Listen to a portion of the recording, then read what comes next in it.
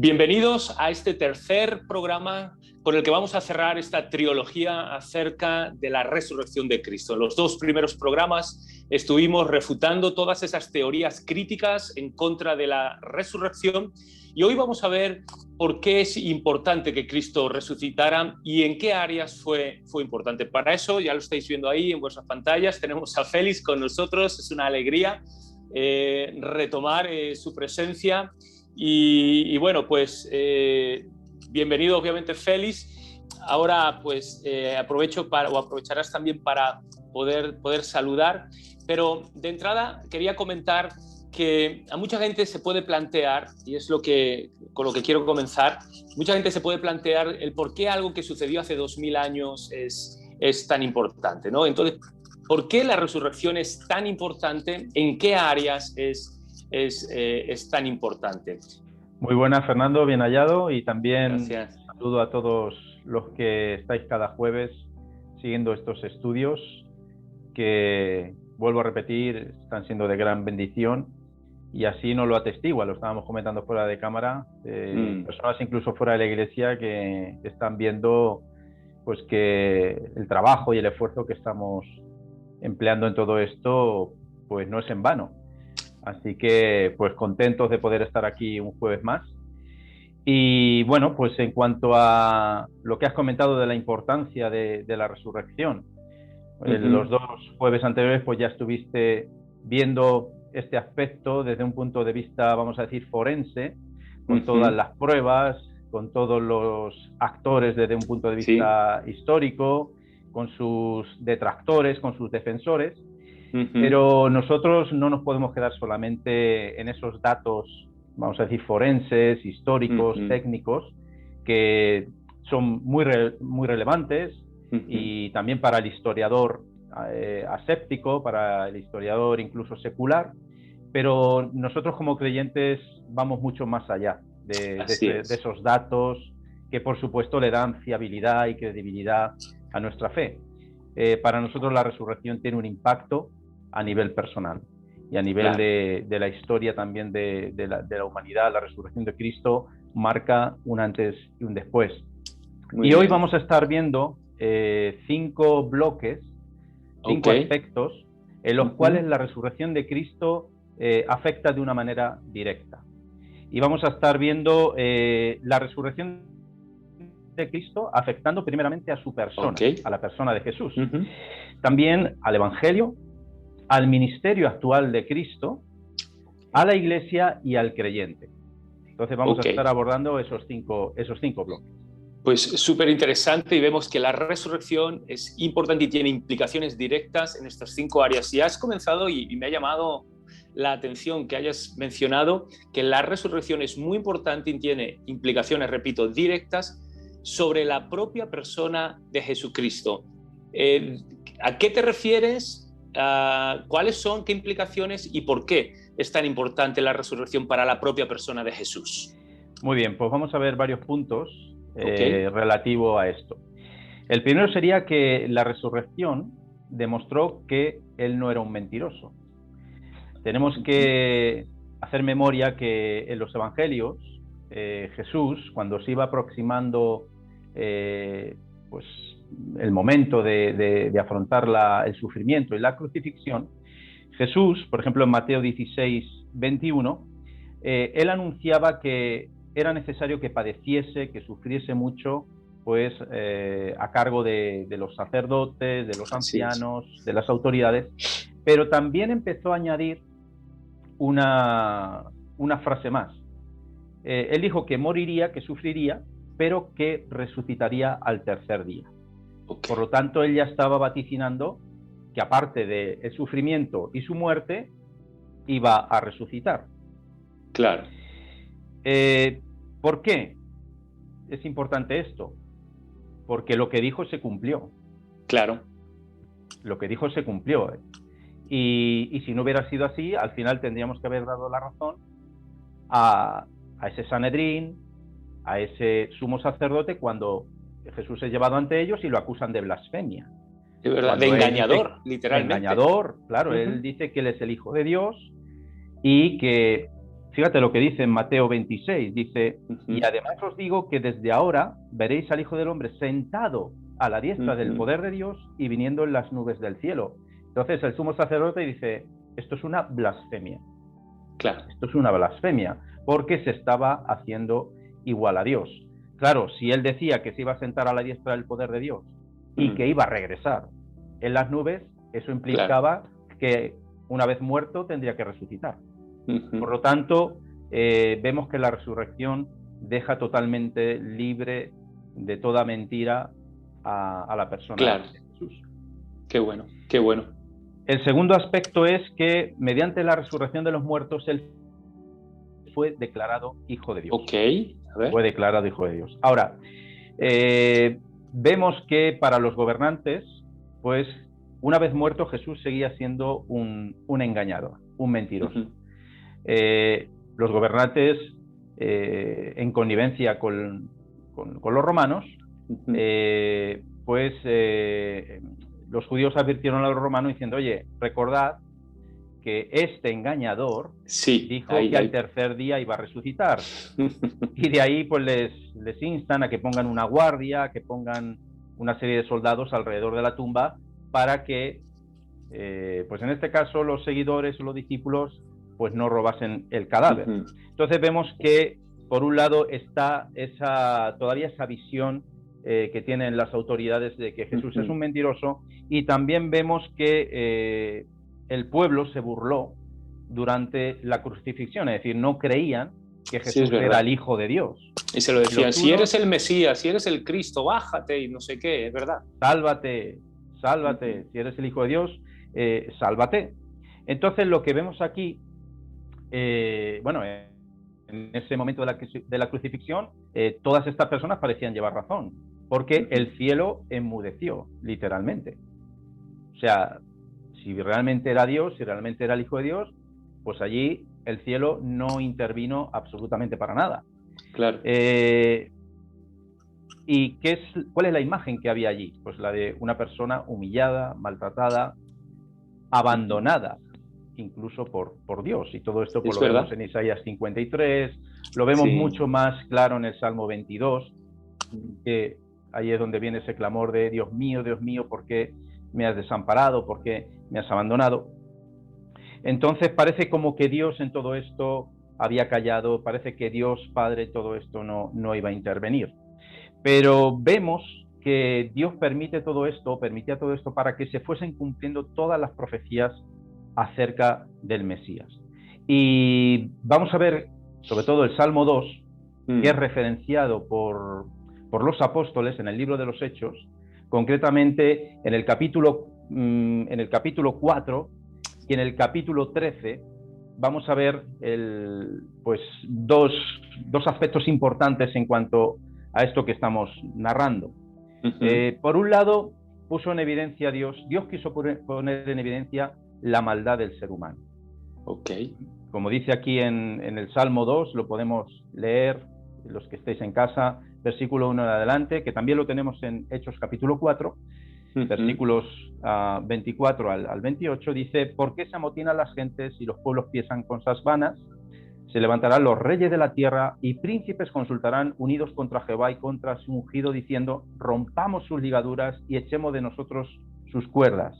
Dice, el que mora en los cielos se reirá, el Señor se burlará de ellos. Entonces, por un lado, vemos que Dios permitió que fuera expuesta la maldad del ser humano.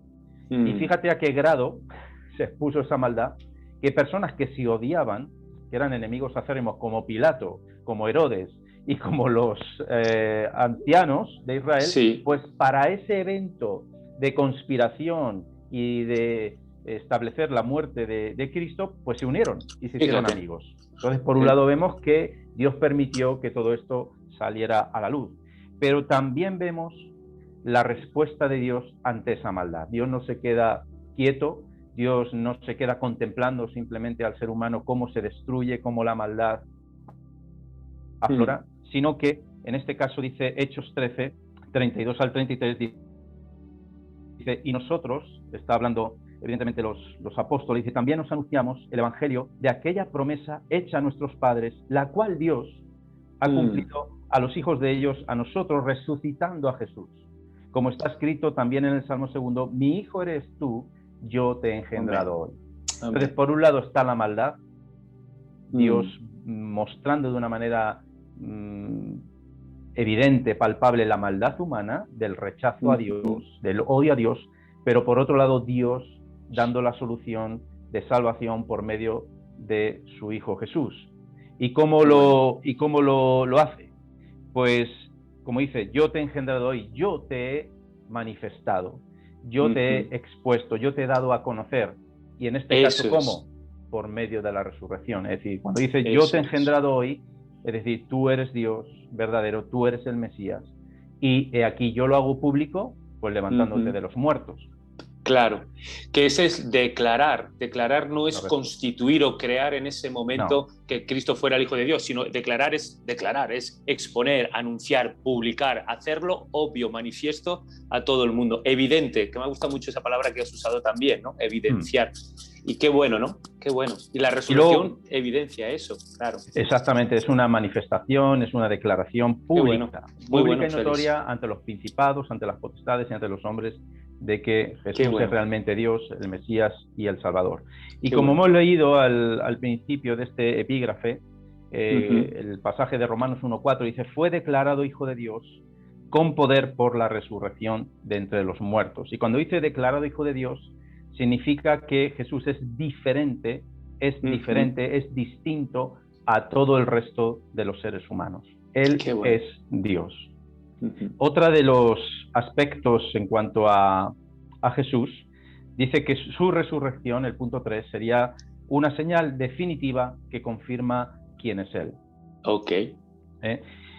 Sabemos que a lo largo del ministerio de Jesús, pues hubo una gran manifestación de señales, de prodigios, de maravillas, pero aún así no eran suficientes para el pueblo, en este caso, para los fariseos, para los escribas, no eran suficientes para mostrarles que realmente era el Mesías, que realmente era el Hijo de Dios.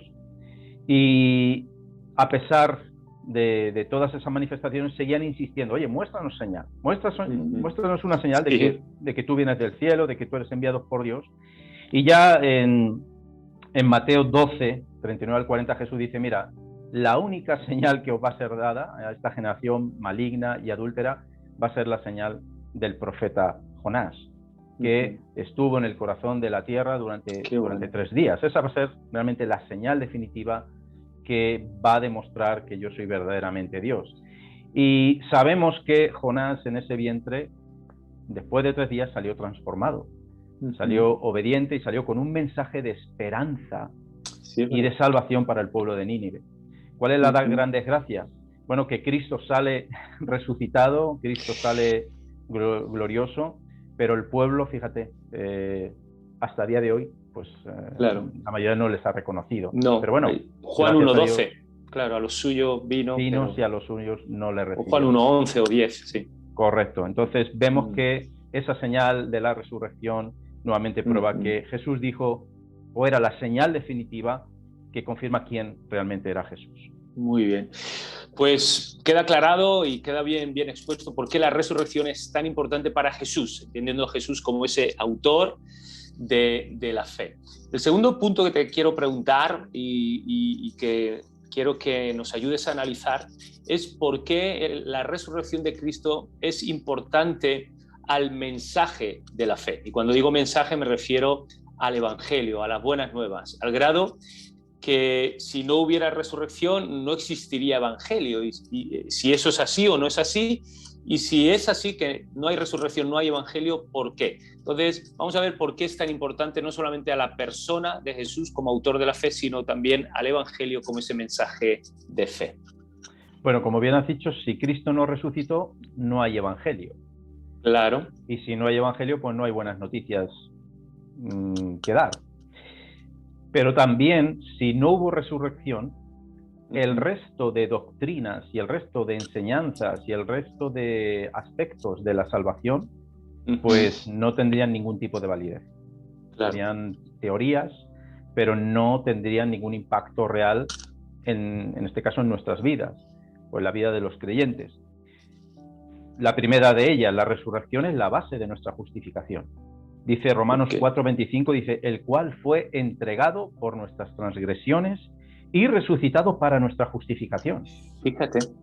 O sea, Él, si es cierto, llevó nuestro pecado, llevó nuestra maldad, murió en una cruz, pero no se quedó solamente ahí, si no hubiera sido un completo fracaso. Claro. Ahora, por cuanto Él resucita, vence al pecado, vence a la muerte. Y entonces, sí, en este caso, su justicia es perfecta y nos puede ser imputada a nosotros. Recordemos que la justificación es un posicionamiento que Dios pues, nos otorga por medio de Cristo Jesús y nos coloca en una posición correcta delante de Dios. Somos declarados justos. No significa que seamos justos, somos declarados justos por medio de los méritos de aquel que vivió una vida perfecta, santa y justa, en este caso Cristo Jesús. Claro. En cuanto a esto, podemos decir que en cuanto a la muerte de Jesús y a la resurrección, podemos decir que Cristo no perdió la vida de una manera accidental. Claro. Eso es muy importante. No, es que, claro, ya se metió en tantos follones que ya se la estaba buscando y ¡pum! Y lo mataron. O sea, Jesús dice claramente, y lo tenemos Juan, capítulo 10, dice, yo pongo mi vida para volverla a tomar. Nadie me la quita, sino que yo de mí mismo la pongo, tengo poder para ponerla y tengo poder para volverla a tomar. O sea, Jesús, como era Dios, tenía tanto el poder para darla, pero también para volverla a tomar. Entonces no fue una muerte accidental. Ahora, sabemos que Él viene en una misión de obediencia, que Él se encarnó y viene para obedecer, en este caso, todo el consejo, todo el mandamiento de Dios Padre. ¿Y quién es el que ejecuta en este caso la resurrección de Jesús? Bueno, pues es Dios Padre, el que lo levanta de los muertos. Fue el que lo levantó de los muertos. El mismo Romanos 6:4 dice, Cristo resucitó de los muertos por la gloria del Padre. Pero también vemos a otra persona de la Trinidad involucrada en la resurrección, y es el Espíritu Santo. Así es. El mismo Espíritu Santo que levantó a Cristo de los muertos será el que también vivifique nuestros cuerpos mortales. Entonces vemos a la Trinidad involucrada en la obra de la resurrección. También otro aspecto es que si no hubiera habido resurrección, tampoco el Espíritu Santo hubiera venido. Claro, eso es verdad. Claro, Jesús dijo muchas veces, oye, es necesario que yo me vaya para que venga otro consolador. Lo vemos en Juan, los distintos capítulos del libro de Juan, Juan 14, Juan 15, donde él anuncia la venida del consolador. Y vemos que Jesús resucita, asciende a los cielos, y ahí es un coronado, es exaltado a lo sumo, y bueno, recordamos también esas ceremonias de unción de los reyes en el Antiguo Testamento, de los profetas, donde se derramaba simbólicamente, bueno, se derramaba ese aceite sobre sus cabezas, y aquí también vemos en la coronación de Jesús, pues algo simbólico, que sería en este caso la persona del Espíritu Santo, y de la misma manera, pues bajaba, ¿verdad?, de la cabeza, la barba, así hasta los pies, en este caso así es, crea un derramamiento a la tierra, ¿no?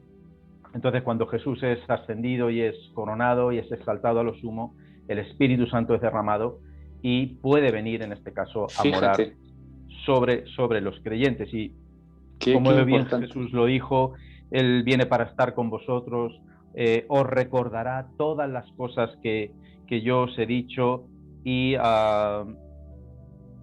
Él también dará testimonio acerca de mí. Esas son la obra del Espíritu Santo, en este caso, para el creyente. Pero también el Espíritu Santo venía con otra misión, y es para testimonio al mundo, para dar un testimonio al mundo. Claro. El mismo Evangelio de Juan es el que habla mucho de esto que estamos mencionando. Juan 16 dice, y cuando venga el Consolador, Él convencerá al mundo de pecado, de justicia y de juicio. Es decir, tiene una doble función la venida del Espíritu Santo, una para los creyentes, pero otra también para el mundo.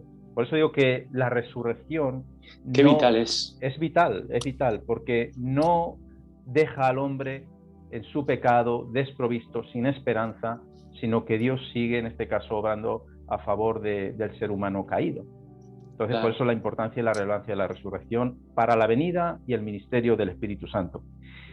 Por la resurrección, otro aspecto es que Cristo se convirtió en el primogénito de los muertos. Ok, Y a ahora ver, también, a ver. aunque ya hemos Eso, visto eso mucho suena, eso es, a ver.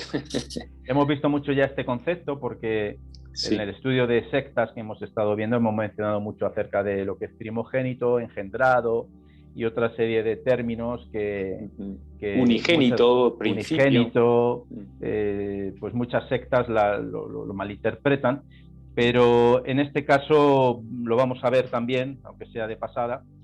Y lo importante es que la resurrección de Cristo trae también aparejada la resurrección de todos aquellos que creen en Él. Qué bueno. Cristo no solamente resucitó para sí, Fíjate. no fue una obra para sí, sí, sino que en este caso tiene una repercusión para todos aquellos que creen en Él. Wow. Dice Juan 11:25, wow. Lo conocemos este pasaje, dice, yo soy la resurrección y la vida, el que cree en mí, aunque esté muerto, vivirá. Es impresionante, ¿verdad? Sí. Es impresionante. Todo lo que Cristo ha hecho es para beneficio nuestro, en favor nuestro. Wow. También Pablo nos habla de, en cuanto a lo que es la naturaleza que encierra o que entraña la resurrección. Dice Romanos 6:5, dice, porque si fuimos plantados juntamente con Él en la semejanza de su muerte, así también lo seremos en la de su resurrección. Claro. Aquí nos habla de una semejanza.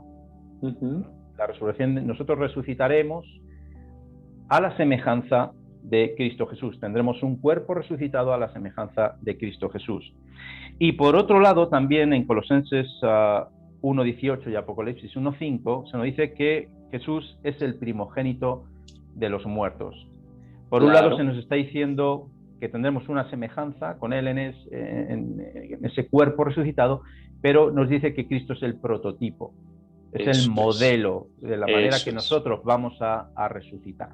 Entonces deja ahí como esos dos aspectos muy importantes en cuanto a la resurrección de los muertos. Cristo es el primogénito en cuanto a ese modelo, ese prototipo, esa forma en la que se va a dar nuestra resurrección. Qué bueno. Fíjate, también dice Filipenses 3:21, nuestro cuerpo de humillación será semejante al cuerpo de la gloria suya. Esto también es interesante. Tendremos un cuerpo, yo creo, adaptado claro, para vivir en la vida eterna. También es importante decir que no vamos a ser deificados. No vamos a llegar a ser Dios, tampoco caigamos, ¿verdad?, en todas las mentiras de algunas sectas, sino que nosotros vamos a tener una semejanza. Pero nunca vamos a llegar a ser como es Cristo Jesús, porque Cristo Jesús es Dios verdadero. Y luego, pues sí es cierto que en las Escrituras vemos algunas resurrecciones durante el ministerio de Cristo, pero hay que diferenciarlas de la resurrección de Cristo. Vemos que, ejemplos, pues la hija de Jairo, el hijo de la viuda de Naún, el mismo Lázaro, pero estas personas volvieron a morir. Claro, es verdad. Volvieron con sus mismos cuerpos y pasados unos años volvieron a morir, volvieron a la tumba. Claro. Mientras que Cristo muere, pero resucita con un cuerpo glorificado. Y que por supuesto no va a experimentar la muerte nunca más. Claro. Y bueno, pues ese cuerpo, pues hemos visto, podemos ver en los evangelios, pues que era un cuerpo que se podía reconocer por los demás, es decir, no era algo diferente, sino que era perfectamente reconocible. Tenía las heridas infligidas por la crucifixión. Sí, es verdad, es verdad. Tenía la de las manos, tenía la del costado, tenía la de los pies. También tenía la capacidad de comer. Vemos que Jesús se aparece y les pide pues, pan, les pide comida. También dice que era un cuerpo, Jesús mismo lo dice, oye, tocad mis manos, tocad mis pies. Era un cuerpo que tenía huesos, que tenía carne, es decir, se podía palpar, no era un espectro, no era un fantasma. Eso es. Se manifestaba de forma visible. Y bueno, particularidades, pues que podía aparecer en los cuartos cerrados, pues en un abrir y cerrar de ojos. Claro. No Podía estaba limitado aparecer a pero estas claro, tres dimensiones, claro. Exactamente, pero bueno, ya entramos también en aspectos de la omnipresencia, en este Claro. caso de Dios. Y bueno, vemos que también que podía ascender al cielo, como luego vemos en el relato de Hechos, que él se eleva, desaparece entre las nubes y lo pueden ver perfectamente todos los discípulos. Entonces vemos estas características que algunas de ellas, como digo, compartiremos y otras probablemente no, porque son atributos que solo le corresponden a Dios. Claro. También vemos que la resurrección, otro aspecto es que traerá la restauración de todas las cosas. Okay. Lo tenemos aquí en Hechos 3:21. También diciendo a quien de cierto es necesario, se refiere a Jesucristo, que el cielo reciba hasta los tiempos de la restauración de todas las cosas, de que habló Dios por boca de sus santos profetas que han sido desde tiempo antiguo. Ahora, la resurrección de Cristo no solamente afecta en este caso a los creyentes, al cuerpo de los creyentes, sino que también hay un plan de restauración de lo que estamos leyendo aquí, de la creación.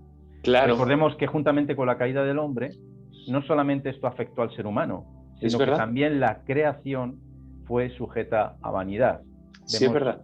La maldición, en este caso, que Dios pues pronuncia en Génesis capítulo 3, de que en esa tierra pues brotarían espinos, cardos, dice, maldita será la tierra por tu causa. Y vemos que a raíz de ese momento pues la tierra experimentó también cambios. Sí. Experimentó cambios. Y en Romanos 8 vemos que no solamente los creyentes gimen por la venida del Señor, por la redención, dice, de sus cuerpos, sino que la creación también gime a una por su liberación, por la manifestación gloriosa de los hijos de Dios. Entonces vemos que también hay un plan de Dios para restaurar pues la creación. Y el mismo apóstol Pedro en 2 de Pedro 3:13 dice, pero nosotros esperamos, según sus promesas, cielos nuevos y tierra nueva en los cuales mora la justicia. Es verdad. Haciendo ahora, ya referencia, es verdad, Apocalipsis. Me estaba viniendo mucho a la mente. Apocalipsis, indudablemente. Claro. Y cuando habla de cielos nuevos y tierra nueva, bueno, se está refiriendo no que Dios va a hacer algo nuevo de la nada, sino se está refiriendo en cuanto a calidad o cualidad. Okay, hay una diferencia. Claro, no es una creación ex nihilo, que se suele decir de la nada, sino lo que hay, glorificarlo y restaurarlo. Lo va a transformar. Bueno. Es un poco, podemos poner el ejemplo con nosotros. Cuando nosotros dice, el que está en Cristo nueva criatura es. No significa que Dios crea un nuevo Fernando diferente al que había. Es verdad, muy bueno. O a Félix, ¿no? Sino que lo transforma. Lo cambia en cuanto a calidad, en cuanto a cualidad. Y eso Dios también lo va a hacer con los cielos y con la tierra. Entonces hay un plan de redención, de restauración también para la creación de Dios. Otro aspecto importante del Evangelio, dice, es que sacó a luz la vida y la inmortalidad. Lo tenemos en 2 de Timoteo 1:10 y queremos aquí, bueno, explicar un poquito esto porque quizá ha sacado un poco así el versículo, parece como que no nos dice nada. Pero dice en 2 de Timoteo 1, arrancando el versículo 8, dice, por tanto, le está diciendo Pablo a Timoteo, no te avergüences de dar testimonio de nuestro Señor, ni de mí, preso suyo, sino participa de las aflicciones por el Evangelio según el poder de Dios, quien nos salvó, versículo 9, y llamó con llamamiento santo, no conforme a nuestras obras, sino según el propósito suyo y la gracia que nos fue dada en Cristo Jesús antes de los tiempos de los siglos. Y ahora sí, versículo 10, que es el que vamos a ver, pero que ahora ha sido manifestada por la aparición de nuestro Salvador Jesucristo, el cual quitó la muerte y sacó a la luz la vida y la inmortalidad por el Evangelio. Vemos que el Evangelio en sí era un misterio que estaba escondido. Cuando la Biblia habla de misterio es algo que estaba escondido, que no había sido revelado. Y en este caso, pues el Evangelio era un misterio que estaba ciertamente escondido en el Antiguo Testamento, que Dios sí había dado pinceladas y había hablado de ello a través de los profetas o a través de muchos de los autores, pero que ahora, por medio de Cristo Jesús, bueno, hablamos del Evangelio, pero también de la resurrección, estos misterios estaban ahí ocultos, pero ahora, a través de la resurrección de Cristo, son expuestos a la luz. Y cuando hablamos aquí de inmortalidad, se está refiriendo a la resurrección. Entonces, tanto el Evangelio como la resurrección, pues son reveladas, son desveladas, en este caso, por medio de la obra de Cristo Jesús. Fíjate, la vida y la inmortalidad, el anhelo de todos los hombres, como hemos dicho, está en Cristo, está en la gracia por medio de Cristo Jesús. Correcto. Qué bueno. Y bueno, pues vemos que en el Antiguo Testamento ya mencioné un poquito que ese aspecto de la resurrección no estaba muy claro, no estaba revelado, vamos a decir abiertamente. Pasajes que nos hablan más claramente de ello, pues lo vemos, por ejemplo, en Job, capítulo 19, versículo 25 al 27, dice: yo sé que mi Redentor vive y al fin se levantará sobre el polvo. Aquí, de alguna manera, Dios le había dado un destello, una pincelada de lo que sería la resurrección, en este caso del Mesías. Y la declaración más clara sobre la resurrección de las personas, pues la da Daniel, capítulo 12, versículo 2, dice: y muchos de los que duermen en el polvo de la tierra serán despertados, unos para vida eterna y otros para vergüenza y confusión perpetua. Entonces vemos que había pinceladas, había destellos, pero no de manera clara. Jesús es que habla abiertamente en los evangelios de la resurrección para vida, resurrección para muerte, etcétera, etcétera. Y él mismo también habla de su resurrección. Y también vemos que la resurrección, otro aspecto sería, convierte el evangelio en un mensaje único. Porque es el único que provee una esperanza única que el resto de, vamos a decir, religiones, filosofías, teorías, pues no proveen. Las podemos contrastar pues con el existencialismo, esa búsqueda del yo, quién soy yo, tengo que buscar mi propia identidad, mis propios valores, mi propia senda, pero aparte, por supuesto, por ejemplo, del cristianismo, aparte de todo lo establecido. Claro, eso a la persona le sumen una angustia terrible, ¿no? El existencialismo. Otros piensan, pues, lo que decimos cíclico, que es un modo, a modo circular, ¿no? A modo no lineal, sino que todo se repite, todo sigue un mismo ciclo, ¿no? Y esto tiene que ver mucho con las filosofías orientales, con las reencarnaciones. Siempre tienes que estar purificándote, siempre tienes que pasar de una vida a otra para conseguir al final ese nirvana, ¿no? Ese estado de perfección. Luego vemos otras filosofías más humanistas, como puede ser el marxismo, que presenta esa utopía del paraíso en la tierra. Y bueno, sabemos que donde esté el hombre maniobrando y gobernando, pues ya vemos también las consecuencias del marxismo, ¿no? Tenemos ahí todo el siglo XX y todavía países que viven bajo esa ideología, que lejos de ser un paraíso es un infierno. Claro. Y luego también pues tenemos los humanistas, que en este caso pues apuestan por conseguir un ser humano evolucionado, pues a través de la manipulación genética, a través de experimentos, y bueno, al final, si esto fuera posible, estarían creando un monstruo. Estarían creando algo que no sería un ser humano, sino que sería un monstruo de dimensiones, pues yo creo, catastróficas. Así que el único mensaje que provee una esperanza para el futuro, tanto a nivel individual como a nivel cósmico, es el Evangelio, y en este caso a través de la resurrección de Cristo Jesús. Qué bueno, pues 6 puntos súper importantes, y gracias, Félix, por haberlos dejado aquí, de por qué la resurrección es importante para el mensaje de la fe, para las buenas nuevas. Félix, pasamos al tercer bloque y déjame preguntarte algo siguiendo una lógica argumental que me está viniendo a la mente. Y dime si es correcta, no es correcta, y si es correcta, qué implicaciones tiene. Si asumimos y entendemos que la encarnación, es decir, cuando Cristo deja el cielo, Cristo se hace hombre, la encarnación supuso para Cristo asumir unos nuevos roles y unas nuevas funciones como Dios hombre, su ministerio terrenal, también ha ocurrido eso, ocurre eso en la resurrección, es decir, cuando Cristo resucita, asciende al tercer día, bueno, al tercer día resucita, luego asciende después de esos 40 días y sube a los cielos, se sienta a la diestra del Padre. ¿Eso implica que Jesús tenga unas nuevas funciones después de esa nueva obra que él había hecho en la cruz? ¿Eso implica que Cristo tenga nuevas funciones en los cielos que no tenía antes? Y si esto es así, ¿cuáles serían? ¿Vale? A ver qué tal la pregunta. Bueno, pues efectivamente, hay unos nuevos roles, unas nuevas funciones que Cristo adquiere una vez que ha sido resucitado, ha sido glorificado y está sentado a la diestra de Dios.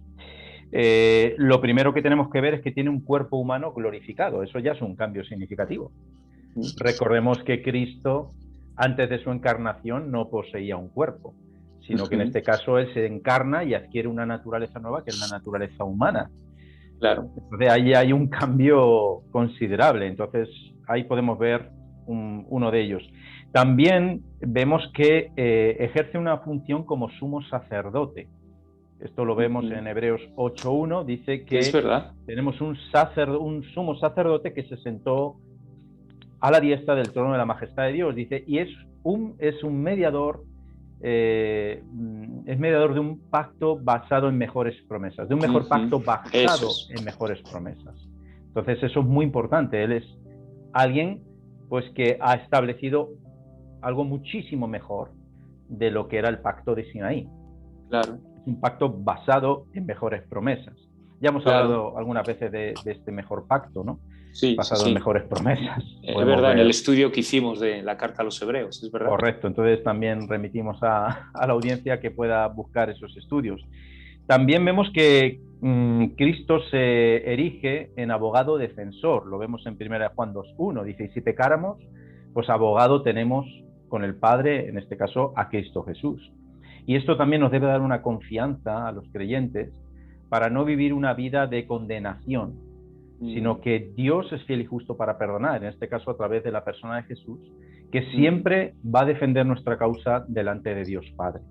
Entonces, si confesamos nuestro pecado, Él es un abogado que lleva nuestra causa delante de Dios Padre e intercede por nosotros. Y como digo, esto nos debe dar confianza, que cuando pequemos no huyamos de Dios, sino que recurramos, en este caso, al abogado defensor. ¿No? Cuando uno tiene un problema judicial, pues no va y huye o va a buscar al vecino. Se tiene que ir a un abogado que es quien puede defender su causa delante del juez. Bueno, nosotros tenemos al mejor abogado defensor, que es Cristo Jesús. También tenemos en este caso que Cristo es un intercesor a favor de su pueblo. En Romanos 8:34, cuando él dice, oye, ¿quién condenará a los escogidos? Porque, oye, yo te puedo mandar a ti al infierno, ¿no? Pues Fernando, es que tú eres un pecador, es que tú eres un indigno, es que vaya hijo de Dios que eres. Sí, o el diablo mismo, ¿no? Que siempre viene a condenarnos, que siempre viene a traer la basura de nuestro pasado, incluso de lo que hace 2 días hemos hecho. Pero realmente, ¿quién nos condenará? O sea, ¿quién puede condenarnos? Claro. O sea, solamente Cristo tiene el poder, la autoridad para condenar. Y en este caso vemos que Él intercede a favor nuestro. Por lo tanto, es nuestro abogado. Nuestro abogado. No es nuestro fiscal en este sentido ya. Claro, ¿quién podrá acusar a los escogidos? Cristo es el que justifica, dice también Pablo. Entonces, ¿quién podrá acusar? No, Cristo es el que justifica. Entonces no va a ser ni el diablo, ni voy a ser yo, ni va a ser otra persona el que pueda determinar cuál es tu destino o cuál es tu condición, en este caso moral. Y también tenemos a Cristo constituido como cabeza de la Iglesia y su Señor. Y cuando hablamos que Cristo es la cabeza de la Iglesia, no es un elemento decorativo, ¿no? Sino que Cristo es la cabeza de la Iglesia en el sentido de autoridad, pero también es una cabeza orgánica. Como fuente, sí. Exactamente. Y recordemos que en Apocalipsis, en el capítulo 1, Cristo dice que está en medio de los candeleros. Camina entre los candeleros. Y de ahí yo creo que podemos también traer a memoria la palabra, dice, yo edificaré mi iglesia. Amén. O sea, Cristo no está en los cielos allí sentado, mirando, observando de brazos cruzados, sino que Él está edificando la iglesia, que Él está activamente obrando en la iglesia. Por eso es la cabeza, por supuesto, la máxima autoridad, pero también de manera orgánica Él está actuando en medio de su iglesia, en este caso edificándola y llevándola a un destino. Claro. Y también, bueno, es un excelente abogado, es un excelente intercesor, pero que no se nos olvide que Él también es el juez. Él es también el juez. Pero tiene ese nuevo rol como Cristo. Correcto. Coronado y resucitado, es verdad. Entonces, Hechos 17:31 dice: Dios juzgará un día al mundo y ha designado a este varón, en este caso a Cristo Jesús, por medio del cual pues nos juzgará, en este caso, a todos. Entonces, Cristo es todas las figuras, ¿verdad? Abogado, juez, también es cordero, pero también es león. En fin, hay una serie ahí de contrastes tremendos. Qué bueno. Pero Cristo encarna todas estas cosas. Entonces sí es cierto que Él ha asumido esos nuevos roles, esos nuevos papeles a raíz de su resurrección. Qué bueno. Si no hubiera habido esta resurrección, Cristo no podría tener estas nuevas funciones. Ahora, ¿qué hay de nosotros? Ahora vamos a centrarnos en nosotros. Cuando digo nosotros, me refiero, por un lado, a nivel corporativo, en cuanto a la iglesia como congregación, y luego a nivel individual. Entonces, ya mirando a nosotros los hombres y comenzando por la iglesia, ¿por qué la resurrección, o qué implicaciones, mejor dicho, tiene o tendría la resurrección para nosotros como su pueblo, como iglesia, como ese rebaño o redil que somos? Muy bien, en cuanto a la iglesia, podemos decir que sin la resurrección de Cristo la iglesia pierde toda su credibilidad. No tiene razón de ser. Sería simplemente una institución más, un organismo más en este mundo, pero su mensaje no tendría ningún impacto. Claro, es correcto. Entonces, imaginemos pues todas las personas que perdieron y que han perdido sus vidas, sus posesiones, que han dejado todo por el Evangelio, por seguir a ese Jesús, a ese Mesías, a ese Hijo de Dios. Está vivo, claro. Que está vivo y que es el Salvador de los hombres. Bueno, hubiera sido un Pero si no fuera así, es verdad. Hubiera sido un completo fracaso. Y de hecho, Pablo lo describe esto muy bien en 1 Corintios 15, versículos 14 al 19, y dejando pequeños destellos de estos versículos, dice Pablo: si Cristo no resucitó, fíjate, estas son las consecuencias. Vana es nuestra predicación. Vana, por lo tanto, es nuestra fe. Wow. Somos hallados testigos falsos. Wow. Estamos en nuestros pecados. Wow. Los que durmieron en Cristo realmente perecieron, es decir, se perdieron, y somos lo más digno de conmiseración de todos los hombres. Wow, 6 cosas ahí, acabas de decir. Simplemente aquí 6 cosas en estos 5 versículos. Y Pablo yo creo que lo resume muy bien. Pero Pablo en ese mismo pasaje de 1 Corintios dice: por el contrario, si Cristo resucitó, estas personas eligieron el camino correcto y más. Y Pablo dice en el versículo 20, pero, mas ahora Cristo ha resucitado de los muertos, primicias de los que durmieron es hecho. O sea, Pablo está diciendo, no. Nuestro mensaje no es falso, nuestra predicación no es vana, no somos testigos falsos, sino que Cristo ha resucitado de los muertos. Es más, Él es la primicia de los que durmieron. Él es la primera cuota de la cosecha. Él es los primeros frutos de la cosecha. Por lo tanto, significa que hay todavía un resto de cosecha que hay que recoger, y en este caso somos nosotros, pero ya ese primer fruto ya está recogido, y es Cristo Jesús. Qué bien, qué bueno. Otro aspecto sería que la iglesia del primer siglo se caracterizó por la predicación de la resurrección de Cristo. Ya lo hemos dicho también, que incorporaron ese mensaje de la resurrección, lo vemos en el libro de los Hechos de los Apóstoles, en el discurso de Pedro, Pablo, en fin, de todos y cada uno de ellos, y vemos que también que gracias a ese mensaje pues se produjo una expansión del cristianismo de manera increíble. En ese primer siglo la expansión fue brutal, y vemos que 2000 años después pues todavía la expansión sigue produciéndose. Por lo tanto, vemos que el mensaje de la resurrección es vital para la expansión del Evangelio. Pues cerraríamos este cuarto bloque Y nos quedaría en los últimos minutos, todavía tenemos unos 5 minutitos por delante para abordar este quinto y último bloque, que tiene que ver ya con nosotros, ya de una manera ya individual y más particular. ¿Qué implicaciones tiene la resurrección? ¿Cómo lo podríamos aplicar ya más a nuestra vida individual como creyentes?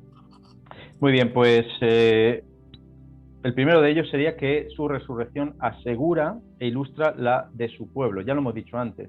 Por Sí, cuanto yo vivo, vosotros viviréis. Yo soy la resurrección, la vida. El que en mí cree, pues no estará muerto, sino que vivirá. Entonces, en la resurrección de Cristo hay una garantía de que nosotros también resucitaremos con Él y viviremos con Él. Me encanta esa palabra. Sí. Otro aspecto de la resurrección es que es la base de nuestra salvación. Romanos 10:9, este pasaje lo conocemos de sobra, dice: si confesares con tu boca que Jesús es el Señor y creyeres en tu corazón que Dios lo levantó de los muertos, entonces serás salvo. Es decir, nuestro mensaje debe llevar esas dos partes. Qué bueno. Jesús es el Señor, pero también que Dios lo levantó de la muerte. Entonces no puede haber verdadera salvación si no están ninguno de estos dos elementos en nuestro mensaje. La resurrección de Jesús nos ofrece certidumbre en cuanto al perdón de Dios. Lo hemos dicho y lo hemos leído antes con el propio Pablo. Si Cristo no ha resucitado, aún estáis muertos en vuestros pecados, ¿no? Entonces, pero vemos que el sacrificio de Cristo sí fue aceptable por el Padre, la sangre de Cristo fue aceptable y por lo tanto podemos tener la plena confianza de que nuestros pecados han sido perdonados, nuestro pasado, nuestro presente y nuestro futuro. Entonces, ¿por qué? Porque el sacrificio de Cristo fue acepto y por cuanto fue acepto, el Padre lo levantó de los muertos. Entonces la muerte no lo pudo retener, el pecado no, la muerte no encontró ningún argumento, no encontró pecado en Cristo Jesús. Claro. Por lo tanto, si Él ha vencido el pecado, nosotros también vencemos al pecado y somos libres del pecado. Y podemos recibir en este caso el perdón de Dios. También de la resurrección depende nuestra santificación. A ver. Como hemos dicho antes, si Cristo no hubiera resucitado, el Espíritu Santo no hubiera venido. Claro. Y nosotros necesitamos al Espíritu Santo para la obra de santificación. Esa obra en la cual somos conformados a la imagen y semejanza de Cristo. Esa obra por medio de la cual podemos hacer morir las obras de la carne. Esa obra en la cual tanto el creyente debe cooperar con el Espíritu Santo. El mismo apóstol Pablo dice: andad en el Espíritu y no satisfaréis las obras de la carne, pero es una colaboración del creyente con el Espíritu Santo. De hecho, una evidencia de lo que estamos diciendo, si realmente tenemos al Espíritu Santo en nosotros y si realmente Cristo, por medio de esa acción de la resurrección, dice Pablo en Filipenses 3:10, dice, Colosenses 3:1, dice: si pues habéis resucitado con Cristo, buscad las cosas de arriba donde está Cristo. Es decir, Cristo ha resucitado, el Espíritu Santo puede venir, puede morar en nosotros, entonces debe haber una transformación, debe haber un estilo de vida diferente, unos pensamientos diferentes, un caminar diferente, y por eso Pablo dice: oye, si habéis resucitado con Cristo, entonces tenéis que estar viendo enfocados en otras cosas. Pero es gracias a la resurrección que nosotros podemos vivir una vida, en este caso, en santidad, una vida de transformación. La resurrección también nos libra del temor a la muerte. Así es. Y sabemos que este tema nadie se podrá librar en este mundo. Nadie. Todos tenemos que afrontar la muerte, pero qué triste es aquellos que no tienen la esperanza, que no tienen la fe, que no tienen la convicción. Como hemos dicho antes, la resurrección provee un mensaje único de esperanza al futuro, pero nosotros como creyentes, por medio de la resurrección de Cristo Jesús, podemos decir: sorbidas la muerte en victoria. ¿Dónde está, muerte, tu aguijón? ¿Dónde, oh sepulcro, tu victoria? más las gracias sean dadas a Dios, que nos da la victoria. O sea, nosotros nos podemos aferrar a esa gran victoria que provee la resurrección de Cristo Jesús. Por lo tanto, no tenemos que tener ningún temor a la muerte, porque sabemos que para nosotros el morir es ganancia, es estar con Cristo, es estar en la dicha, es estar en la vida eterna. Por lo tanto, no temamos a la muerte, aunque todos, como hemos dicho, tenemos que pasar por ella, pero nosotros tenemos un gran argumento, una gran vivencia para poder afrontarla de manera diferente. La resurrección de Cristo hace posible también nuestro servicio para Él. Claro. Esto es importante. El mismo apóstol Pablo animaba a Timoteo en la segunda carta, en el capítulo dice: acuérdate de Jesucristo, del linaje de David, resucitado de los muertos conforme a mi evangelio. Y también en 2 Corintios 1, del 9 al 10, fíjate lo que dice Pablo: pero tuvimos en nosotros mismos sentencia de muerte, para que no confiásemos en nosotros mismos, sino en Dios que resucita a los muertos, el cual nos libró y nos libra, y en quien esperamos que aún nos librará de tan grande muerte. Lo que Pablo está diciendo aquí, yo creo, tanto a Timoteo como a los creyentes, es decir, para el servicio necesitamos tener presente los sufrimientos de Cristo Jesús. Es decir, el ministerio es una obra ardua, es una obra difícil. En este caso ellos también estaban padeciendo persecuciones, en el caso de Pablo, pero también Timoteo estaba sufriendo pues menosprecios, amenazas de falsos maestros, de incluso creyentes. Y entonces Pablo dice: oye, acuérdate de los sufrimientos de Cristo, pero también recuerda su resurrección. Claro. Recuerda su resurrección. Que no acabáis, no acabáis el sufrimiento. Claro. Todo eso al final no es un sufrimiento en vano, sino que el Señor también te va a proveer de esa fuerza, de ese ánimo, como también pues Cristo Jesús lo experimentó durante su ministerio en esta tierra. Entonces es importante tener en cuenta esto, decir: oye, Cristo también sufrió, pero resucitó y venció a todas estas cosas que nosotros podemos estar viviendo. Y por último, la resurrección implica la consumación de nuestra redención. El mismo apóstol Pablo en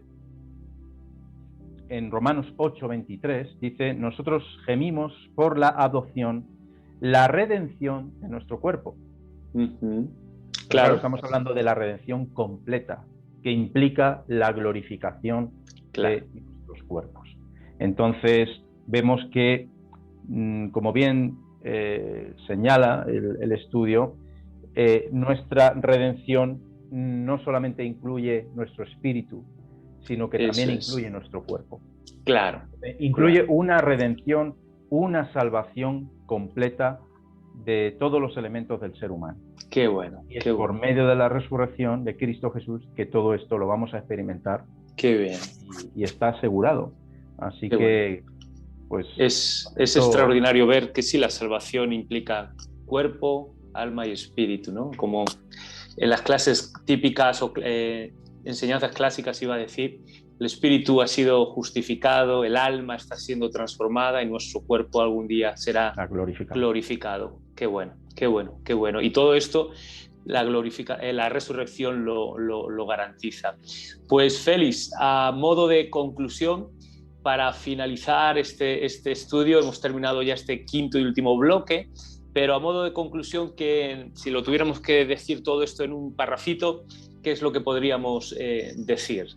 Bueno, pues que sin la resurrección pues vemos que no habría cristianismo, claro. Cristo no sería Dios, no habría evangelio, no habría buenas noticias, no habría una esperanza, no habría un futuro glorioso, seguiríamos en nuestros pecados, la muerte continuaría reinando de manera eterna. En definitiva, el cristianismo vendría a ser una religión más, muerta y que no transforma. Por eso el hecho de la resurrección cambia significativamente el contenido y el impacto de nuestro mensaje. Qué bueno, qué bueno, qué bueno, qué bueno. Pues tremenda y preciosa la conclusión a la que hemos llegado, y también hemos llegado ya al final de nuestro tiempo y de este programa. Lo hemos disfrutado, seguro que tú también. Por favor, deja tus comentarios, deja tus opiniones o preguntas que puedas tener en los chats y en los comentarios de las redes a través de las cuales nos estás visualizando. Y lo que hacemos ahora, bueno, pues es despedirnos, pero seguimos unidos, seguimos conectados, aprendiendo juntos a través de la palabra de Dios. Y para eso, bueno, pues os emplazamos para la siguiente semana. Que el Señor os bendiga. Con esto nos despedimos hasta la próxima semana. Nos vemos. Bendiciones. Bye.